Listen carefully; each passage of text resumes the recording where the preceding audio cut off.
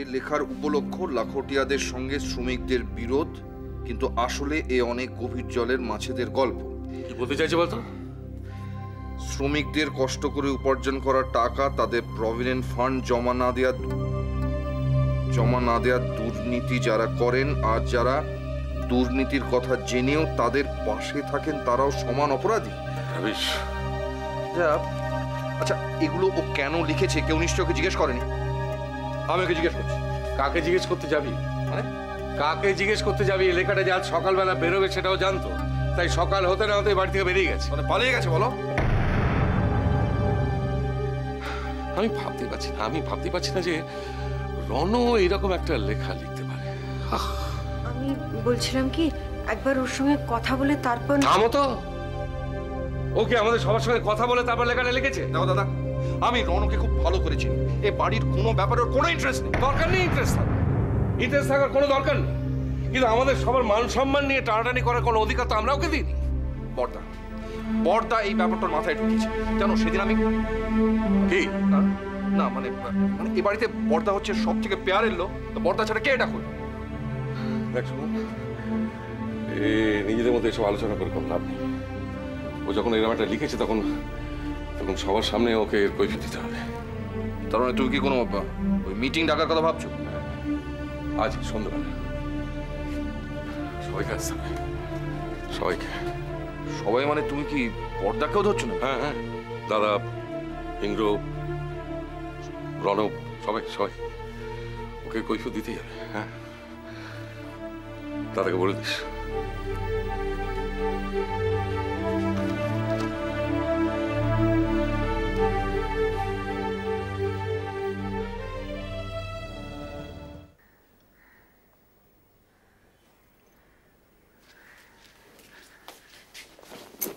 পড়ে পড়ে ঘুমোচ্ছে। এই ওঠ।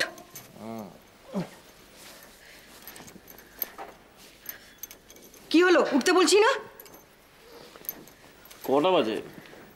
এই তো সবে 7:30। পরে উঠছি। পরে না, এক্ষুনি ওঠো। কি হয়েছে বলো তো? বাড়িতে তুলকালাম চলছে আর উনি পড়ে পড়ে ঘুমোচ্ছেন। আরে কি হয়েছে বলবে তো? কি আবার হবে? তোমার ছোটকা আবার কাগজে কি সব লিখেছে, তাই নিয়ে সারা বাড়িতে একেবারে অশান্তি। ছোটকা? দাঁড়াও, আমি দেখছি। কোথায় যাচ্ছ? সে আবার বাড়িতে আছে নাকি? নিশ্চয়ই বুঝেছিল এরকম একটা কিছু ঘটবে, তাই সকাল থেকে বাড়ির বাইরে।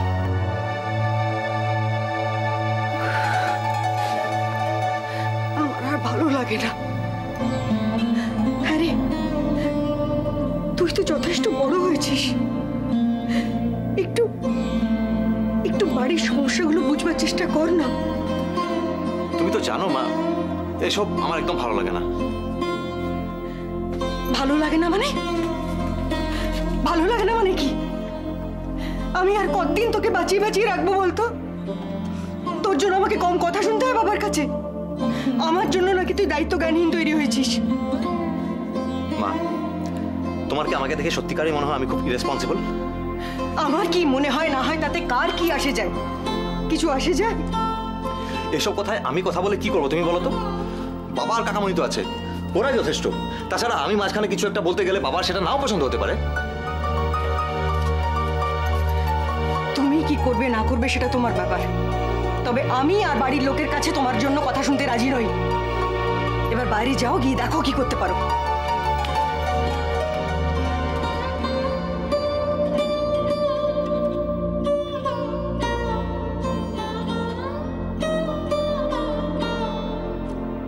আপাত দৃষ্টিতে মনে হতেই পারে এটা একজন শিল্পপতি তার শ্রমিকদের বঞ্চিত করার অন্যান্য ঘটনার মতোই এটাও একটা সাধারণ ঘটনা। কিন্তু এই তদন্ত যত এগোচ্ছে ততই এই ঘটনার আড়ালে লুকিয়ে থাকা নানা ভয়ঙ্কর সত্য আমাদের চোখের সামনে আসতে পারি? হয়। ও আচ্ছা, ওই নিউজটাই পড়ছো? আমি পড়েছি, এনাকে পড়ে শোনাচ্ছিলাম। তাহলে এখানে আসার কারণটাও নিশ্চয়ই বুঝতে পেরেছো? না, হ্যাঁ, না তুমি বুঝতে পেরেছো? না তো। তবে একটা ব্যাপার আমি বুঝতে পেরেছি যে এমন একটা ইনফরমেশন তুই দিতে এসছিস যেটা হারান বা অপুকে দিয়ে পাঠানো যেত না। এনিওয়ে, বল কি বলতে চাস? এতদিন আমাদের বাড়ির সম্মান কোর্ট আর বাড়ির মধ্যে সীমাবদ্ধ ছিল, কিন্তু এই জঘন্য লেখাটার মধ্যে দিয়ে সেটা আজকে সারা কলকাতায় ছড়িয়ে পড়েছে। এর ফল কি হবে বুঝতে পারছো? তুমি তো হতে পারি একটু ভুল করছো। এই লেখাটা কিন্তু লাখোটিয়া এগেনস্ট। লেখাটা শুধু লাখোটিয়াদের বিরুদ্ধে লেখা হয়নি, লেখার ফাঁকে ফাঁকে লাখোটিয়াদের উকিলদের কথা উঠেছে। কে তা আমায় কি করতে হবে? মেজদা আমাকে দায়িত্ব দিয়েছে একটা পারিবারিক মিটিং ডাকা। আজ সন্ধ্যাবেলায় সেই মিটিংটা হবে। তোমাকে সেখানে যাওয়ার জন্য আমি বলতে এসেছি। আমি? মিটিংটা তো পারিবারিক মিটিং, সেখানে আমি কোত্থেকে আসছি? তোরা তো চিরদিনই মনে করিস এ পরিবারের মান সম্মান নিয়ে আমার কোনোদিনই কোনো মাথা ব্যথা নেই। দেখো, আমি সব নিয়ে কিছু বলতে চাই না। মেজদা তোমাকে জানাতে বলেছে, আমি জানিয়ে গেলাম। আর যেহেতু তুমি ওই কেসটার সঙ্গে যুক্ত ছিলে, আমার মনে হয় তোমার থাকলে ভালো হবে। আর বাকিটা তোমার ডিসিশন।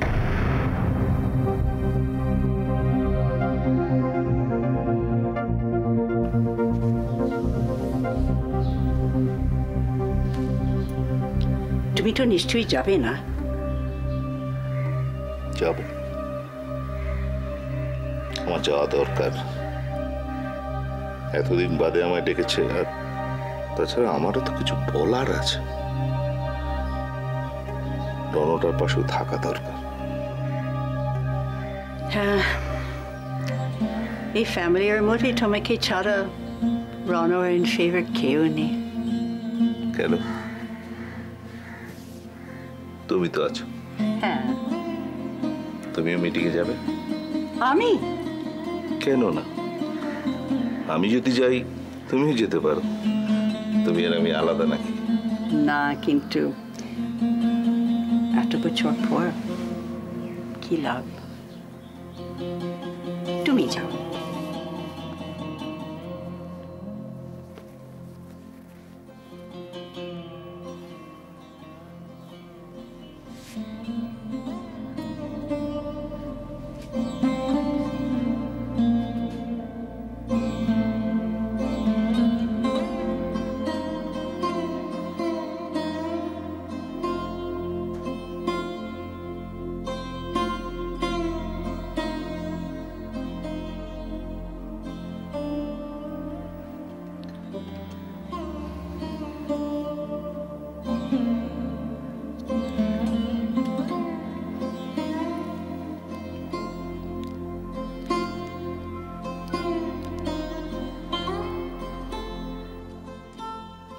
হ্যালো, মোহর, আমি ইন্দ্র বলছি।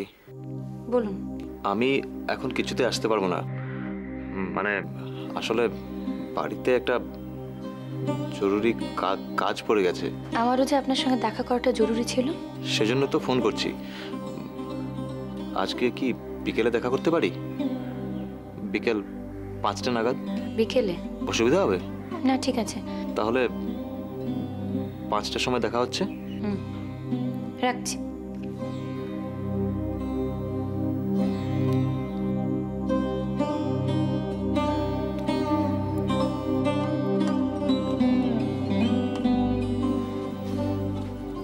আমার কথা না ভাবুক, মেজদার কথা একবার ভাবলো না? মেজদার সম্মানের কথা ভাবলো না? এরকম একটা ঘটনা ঘটার পর মেজদাকে কি করে ফেস করবো বুঝতে পারছি না। আরে তোমার আবার কি হলো? তুমি ফেস করতে পারবে না? এই বাড়িতে আমার পরিচয়টা তুমি ভুলে যাচ্ছ সুমি। আমি রণেন্দ্রনাথ লাহার স্ত্রী। রণ কোনো অন্যায় করলে তার দায় বাধ্য হয়েই আমাকে কিছু নিতে হয়। আর রণ সেই দায় এড়াতে ভোরবেলা সবার চোখের আড়ালে চুপি চুপি চোরের মতো পালিয়ে গেল। ছি ছি ছি ছি, এইভাবে সবাইকে অপমান করবে আমি ভাবতেই পারিনি। আমি তোমাকে অনেকদিন আগেই বলেছিলাম যে আমার মন বলছে ও আমাদের একটা বড় ক্ষতি করতে চায়। কি ঠিক করলে তাহলে তোমরা? ওকে কিছু বলবে না? বলবো না? মেজদা ভয়ঙ্কর হয়ে গেছে। আজ সন্ধ্যাবেলা একটা মিটিং ডেকেছে যেখানে আমাদের ফ্যামিলির সবাই থাকবে। খুব ভালো হয়েছে। আমি দেখতে চাই ও মেজদার প্রশ্নের উত্তর কিভাবে দেয়। শোনো,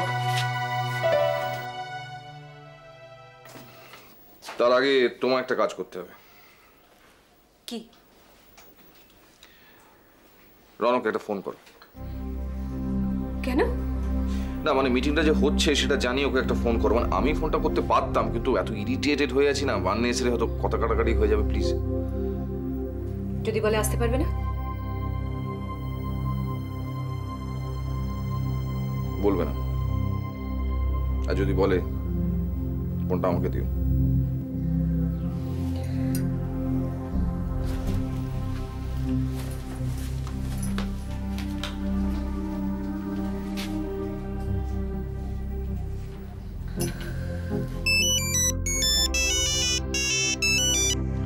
হ্যালো, আমি।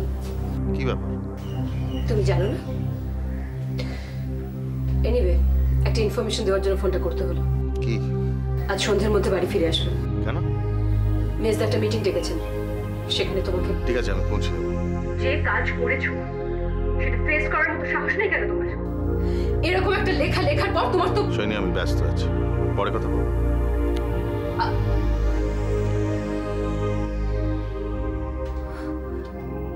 কি হলো? কি আবার হবে? অ্যাজ ইউজুয়াল পালালো।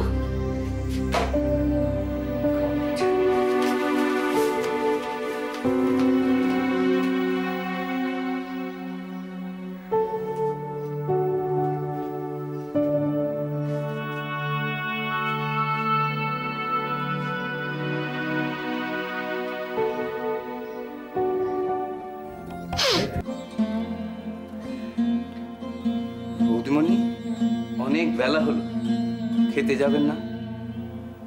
না, তুই যাবি।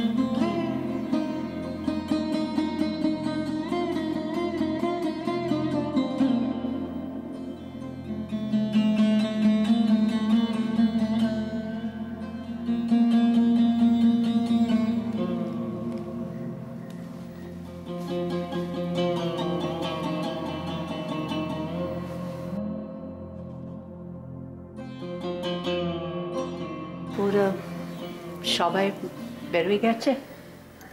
হ্যাঁ দাদা, এই মাত্র বেরোলাম। আচ্ছা দিদি, তুমি লেখাটার ব্যাপারে কিছু জানতে?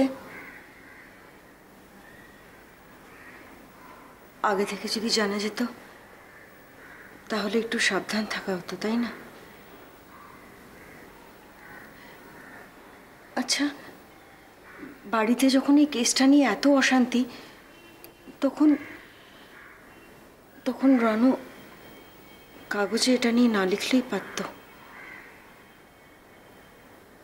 এখন তো কি হবে? ওরা সন্ধ্যেবেলা তো মিটিংটা কল করেছে। কি জানি কি হবে। বৌমা, ও রাঙা বেশি কিছু বলবে?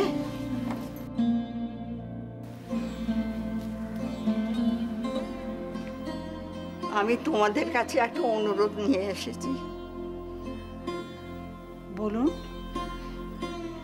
এ বাড়িতে রণ, রাজু, সুধা সবাইকে তো জন্মাতে দেখেছি, সবাইকে আমি জানি, কিন্তু এরকম ভাই ভাই অশান্তি আমি কখনো দেখিনি বৌমা। আমার তো কোনো ক্ষমতা নেই, তাই বলছিলাম যদি পারো তোমরা এই সংসারটাকে দেখো, ভেঙে দিও না, তোমরা জোড়া দাও। কিন্তু রাঙা বেশি। হ্যাঁ হ্যাঁ, তোমরা তো এবারই বউ, তোমরাই তো পারবে, আর কি পারবে বৌমা। চেষ্টা করো, চেষ্টা করো বৌমা, লক্ষ্মী, ঠিক চেষ্টা করো।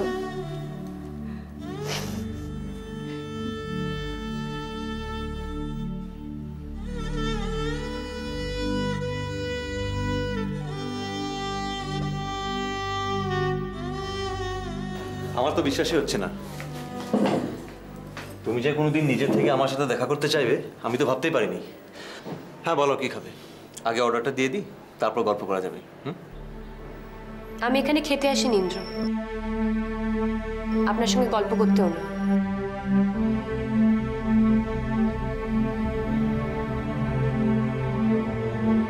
আমার কয়েকটা কথা খুব পরিষ্কার করে জানা দরকার। বলো। আপনি কার সঙ্গে চ্যারিটি করছেন? চ্যারিটি? আপনি ভাইয়াকে বলেছেন আপনি ফিজ নেবেন না। হ্যাঁ বলেছি। কেন? আপনার মনে হলো কেন আমরা আপনার ফিজ দিতে পারবো না? না আসলে তাহলে কিসের জন্য? আমি জানি কেন। কারণ ভাইয়া আমার দাদা বলে। আমার দাদা। আপনি ঠিক সেই কারণে ফিজটা নিচ্ছেন না, তাই না? হ্যাঁ তাই। আপনি নিজেকে মহৎ প্রমাণিত করার চেষ্টা করছেন। আপনি ভাবছেন যেভাবে আপনি আমাকে ইমপ্রেস করতে পারবেন, কিন্তু আপনি ভুল ভাবছেন, একদম ভুল।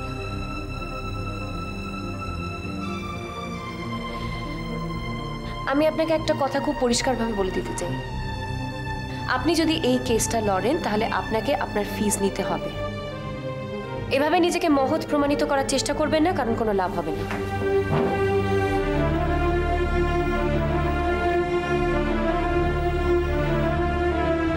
আর যদি আপনি ফিজ নিতে না চান আমাদেরকে জানিয়ে দেবেন, সেক্ষেত্রে আমরা অন্য কারো কথা ভাবব।